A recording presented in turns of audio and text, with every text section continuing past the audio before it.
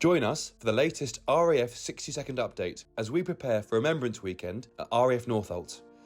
Typhoons from RAF Lossiemouth are putting F-35B Lightning crews from RAF Marham through their paces on exercise Strike Warrior. The jets are acting as the enemy in training scenarios to get the F-35s battle ready for future operations with the UK Carrier Strike Group.